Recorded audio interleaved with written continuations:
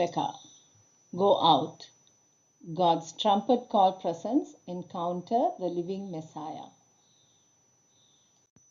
Before Abraham was born, I am. John chapter 8 verse 57 to 58. Yeshua HaMashiach said to the Jews, "Your father Abraham rejoiced at the thought of seeing my day. He saw it and was glad." "You are not yet 50 years old," they said to him. "And you have seen Abraham?" "Very truly I tell you," Jesus answered, "before Abraham was born, I am." John chapter 8 verse 56 to 59. Why did Yeshua HaMashiach said before Abraham was born, I am? Abraham was first called Abram.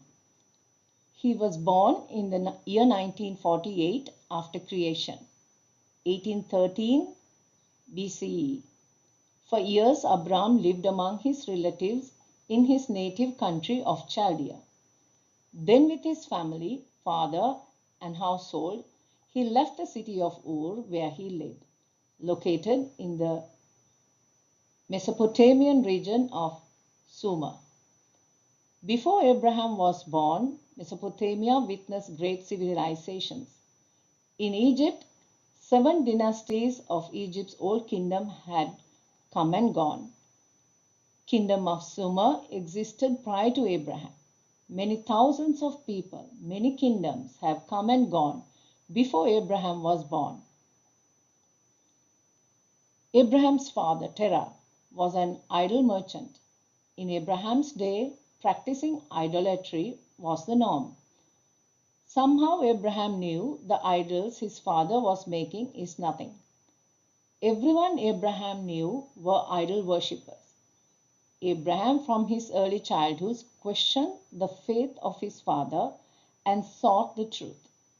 Abraham tried to convince his father, Terah, of the folly of idol worship.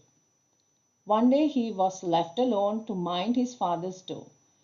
He took a hammer and smashed all the idols except the largest one, and placed the hammer in the hand of the largest idol. When his father asked what happened, he said, "The idols got into a fight and the big one smashed all the other ones." Father said, "Don't be ridiculous. These idols have no life or power." And Abraham replied him, "Then why do you worship them?" Abraham observed the nature. Abraham arrived at monotheism through the process of observation and deduction. Zohar 1:8a. God saw Abraham seeking for him. He appeared to Abraham and spoke with him, and he made him an offer. If Abraham would leave his home and his family, then God would make him a great nation and bless him. Abraham accepted this offer, and the Brit covenant between God and the Jewish people were established. For whom the world was created, Adonai looked for a righteous man for whom he could justify creating the world. And out of millions of men and women, out of a sea of people, he chose Abraham. A parable. Once there was a king who sought to build a palace. He began to dig, going further down, to lay a foundation. But he found only a swampy soil, and so it was in many places. He was not able to build until he dug in one place, and there he found a bed of rock. Thus he said, "I am building and placing foundations here." And he built. So too the Holy One, blessed be He, sought to create the world. He was sitting and scrutinizing the generation of Enosh and the generation of the flood. And he said, "For what shall I create the world and let those wicked men arise and vex me?"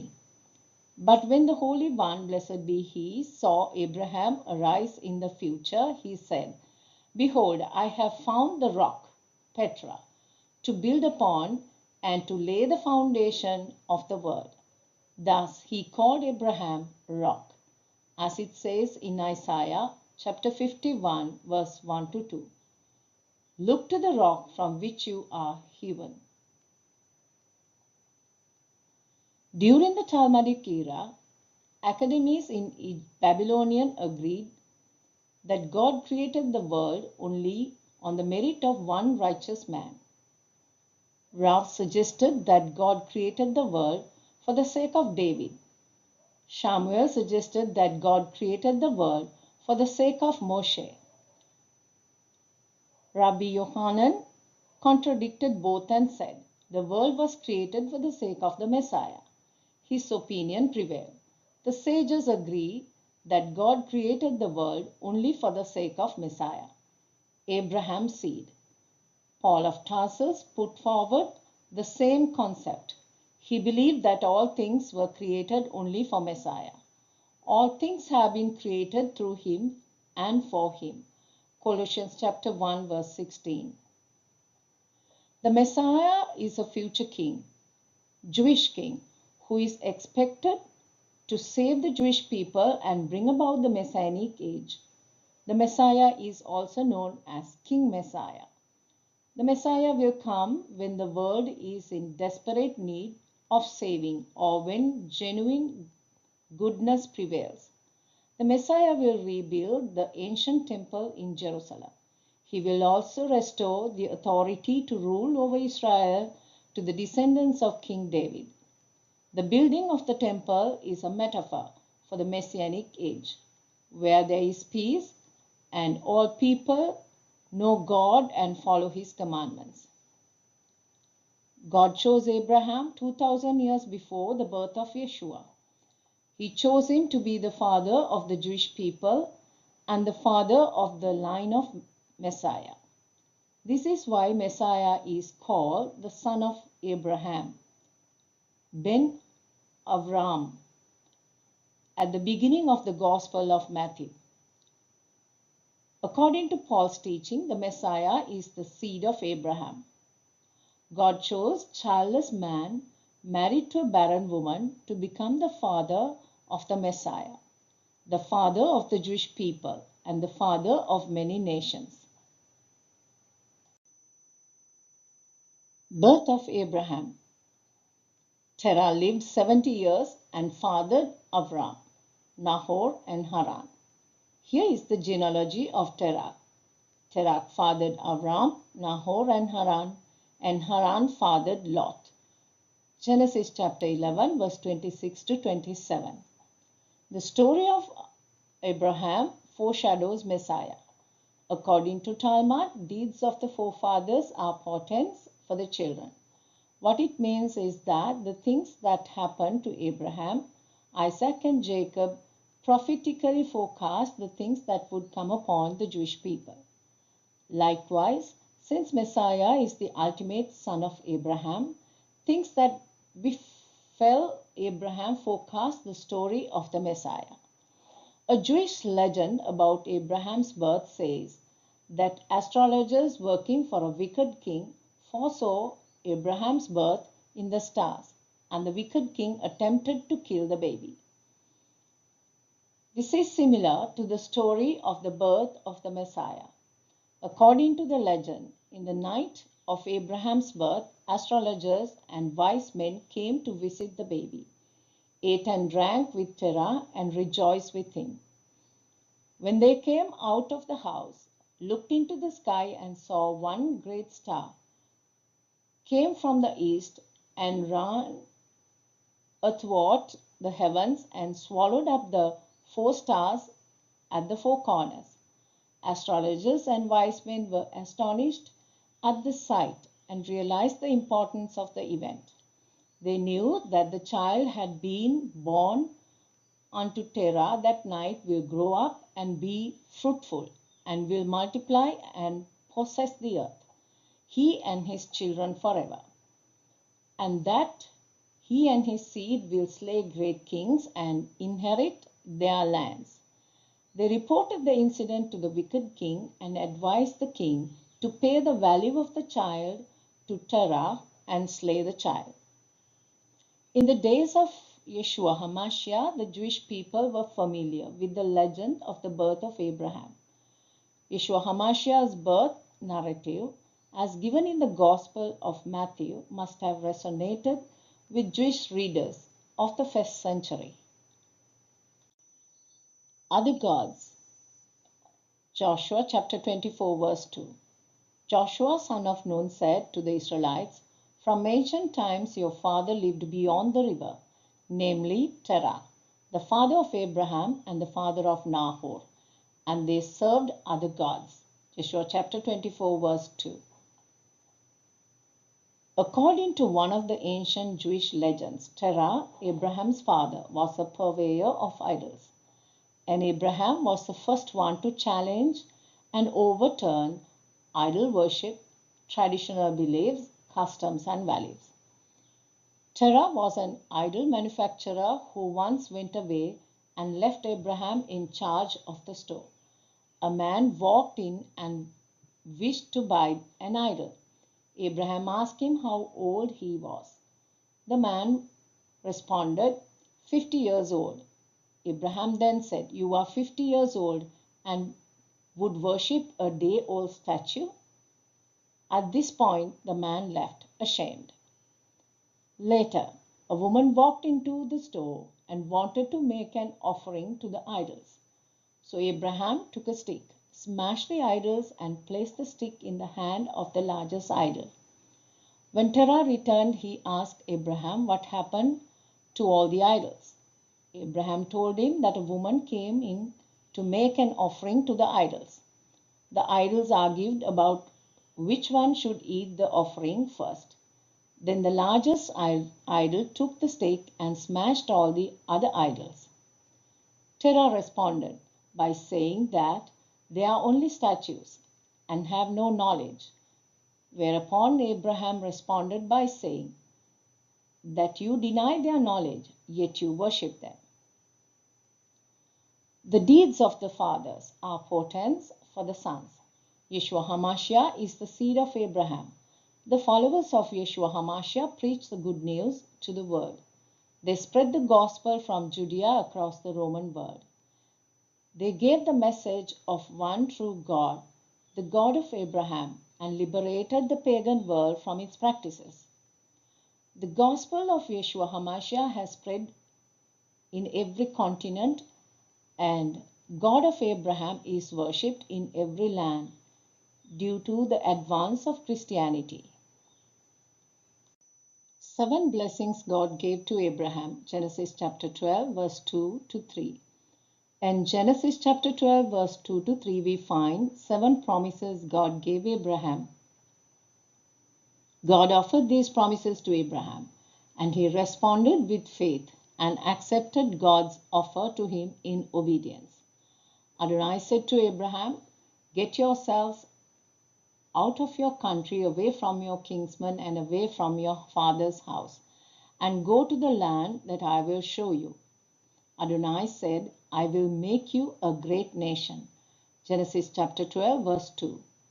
This speaks of the territorial base. This is a sure promise, but Abraham does not see it in his lifetime. He only purchased a small portion of land where he buried Sarah. Through Isaac, his son, twins are born, Esau and Jacob. Through Jacob, 12 sons are born. When they went into Egypt, they were only a large group of 70 people, including 2 sons born to Joseph. When they left Egypt, they were grown into a great nation. Even if we counted the Jewish people, we would have to concede that God has made Abraham a great nation. No other nation has survived against such terrible odds, introduced monotheism to the world, made great contributions to the world in all academic fields of study, and thrived through many centuries. There are other nations too that looked to Abraham's patrimony. Through Ishmael, there are many millions that add to the ranks. Even a bigger number of people are added as the seed of Abraham by faith in Yeshua HaMashiach, who became spiritual children of Abraham through Yeshua HaMashiach. They are joined to Abraham's legacy by practicing the faith of Abraham, and all these people have become uncountable as the stars in the heaven. The Messiah has become a great nation. In the Messianic era, all nations will be one great kingdom under the great nation of Israel and King Messiah. When Adonai said, I will show you and will make you a great nation, Genesis chapter 12, verse 1 to 2, Abraham foresaw Jacob would go forth from him as a great nation, and that he saw the good news that he will ultimately see their greatness in the days of the Messiah. I will bless you. Genesis chapter 12, verse 2. God would shower blessings, both spiritual and material blessings. Abraham was blessed because he believed in God. Genesis chapter 15, verse 6. Both natural and spiritual children of Abraham inherit the blessing. I will bless you. Through the agency of Messiah, God bestowed grace and blessing upon Abraham's seed. Apostle Paul says in Ephesians chapter 1, verse 3, Blessed be the God and Father of our Master Yeshua HaMashiach, who has blessed us with every spiritual blessing in the heavenly places in Messiah. Yeshua HaMashiach inherited the blessing that God bestowed on Abraham as a son of Abraham. He is both the recipient and the agent of the blessing.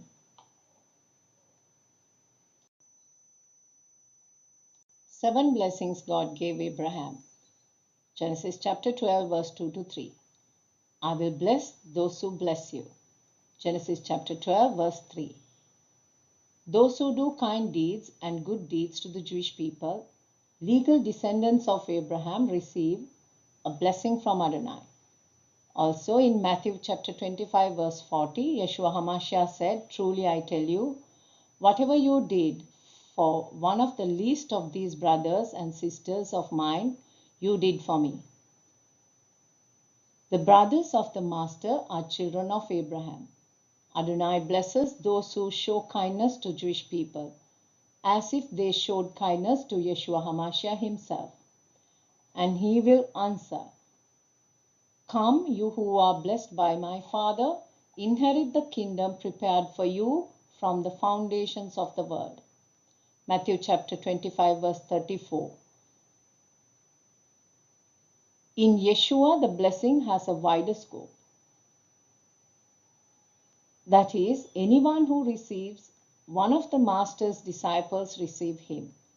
Any kind deed done to even the least of Yeshua's disciples will not lose his reward. The one who curses you, I will curse. Genesis chapter 12, verse 3. Brothers of the Master are children of Abraham. Those who show them unkindness earn curses and punishments as if they inflicted that wound upon Yeshua himself. And Yeshua HaMashiach will say to those on his left, Depart from me, you who are cursed, into the eternal fire prepared for the devil and his angels. Matthew chapter 25, verse 41. Seven blessings God gave Abraham. And in you all the families of the earth will be blessed. Genesis chapter 12, verse 3. The Talmud explains that it refers to the Gentiles who are grafted into Abraham. The seventh promise specifies that the families of the earth will be blessed in Abraham's seed. Paul called Yeshua the seed of Abraham. Messiah is the ultimate seed of Abraham. Believers from around the world can be grafted into Abraham's family. Paul says, if you belong to Messiah, then you are Abraham's descendants, heirs according to the promise. Galatians chapter 3, verse 30. In the Messiah, all the families of the earth are blessed. The seed and the promised land. Genesis chapter 12, verse 7. Adonai gave Abraham 7 promises. Genesis chapter 12, verse 2 to 3. Once Abraham arrived in Canaan, Adonai gave him an 8th promise, saying, "To your descendants I will give this land." Genesis chapter 12, verse 7. The 8th promise encompasses all previous 7, and the previous 7 promises hang upon the 8th promise. The 8th promise brought posterity to the childless Abraham. The 8th promise that Adonai gave Abraham changed the course of the world and reshaped the human history. The promise is to Abraham and his seed, to both Abraham and the Messiah. Galatians chapter 3, verse 16. Adonai promised to give the land to Abraham's legal descendants, the people of Israel, as their inheritance. The very reason why it is called the Promised Land. In the Torah, Canaan is referred to as the land which the Lord our God gave you as an inheritance. Deuteronomy chapter 24, verse 4. The promise to Israel is not limited to the past. The promise holds true for the Jewish people today and in the future. In the future, promised land will be given to the single seed of Abraham, the Messiah. Messiah will rule the whole world from the land of Israel, establish his throne in Jerusalem, and rule Israel. When Messiah rules over the promised land, all of Abraham's seed will occupy the land, each man dwelling under his own vine and fig tree. Even the nations grafted into Abraham will come to the promised land to bring gifts to King Messiah and to worship the Lord.